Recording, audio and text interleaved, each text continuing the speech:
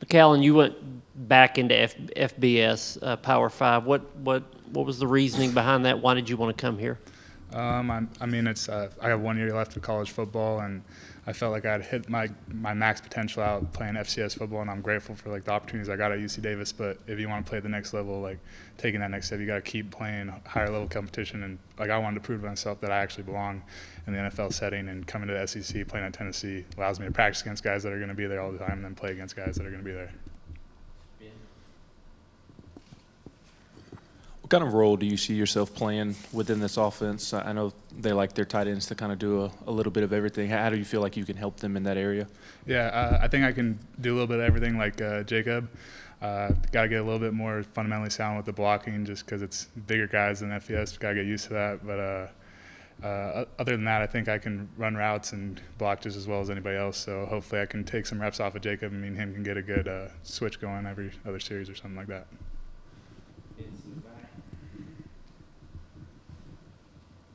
McCallan, what were some of the other things and people that you leaned on in order to make the decision to come to Tennessee and doing some background? And did that include Southdale High School coach Paul Shelton?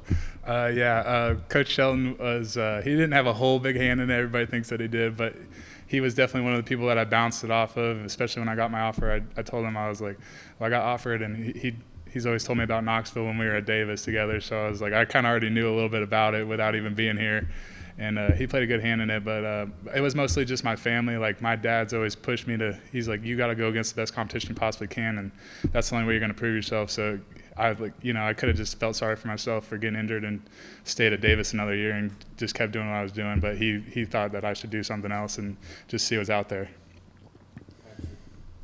McCallan, Coach Abel was in here and talking about how you're trying to do everything perfect right now, and there's a learning curve with this offense. How do you kind of manage mentally the side of understanding it's a complicated offense, a complicated position that goes fast? How are you kind of managing those things? Yeah, I mean, I came in here, old guy, so I have high expectations to be perfect, but this offense is fast, way faster than anything I'm used to. So it's kind of just had to throw away my mindset of wanting to do it all perfect and more aim towards just getting better every day because it's spring ball. So it's like the first week it's not going to be great. The second week you get better, and then by the third week you got it going for like what you want to get.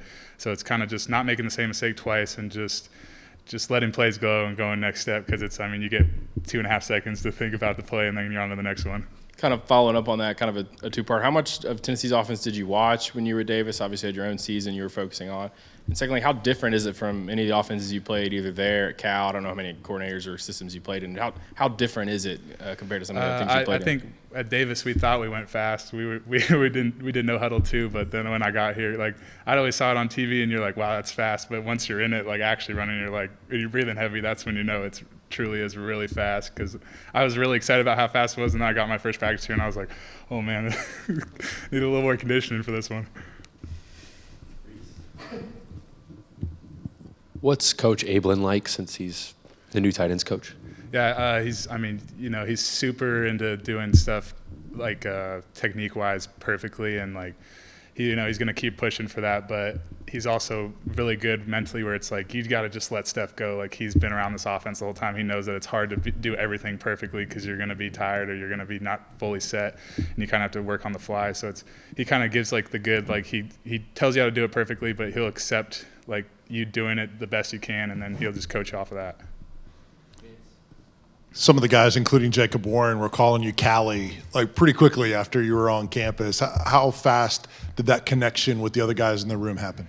Pretty quickly. I mean, I don't even go by my own family doesn't call me by my real name. They call me by Callie, so they picked up on that one pretty quick. And but I mean, just coming out here for bowl practice, I wasn't able to practice with them, but I was spending a lot of time with the guys, and that whole room is super accepting right off the get-go. I mean, you have dudes from all kinds of different places. Like me and I would never have been like me and Ethan Davis are going to be as good of friends as we are, but the way me and him get together is just all laughs and good stuff, and we both coach each other off of each other because we're both learning at the same time. But he's young, and so he doesn't have bad habits like I do, so he's a little bit more moldable than I am.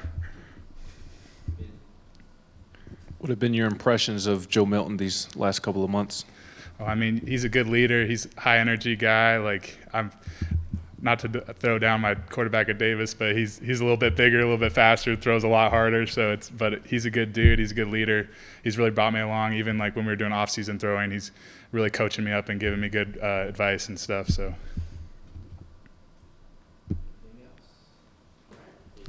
there you go.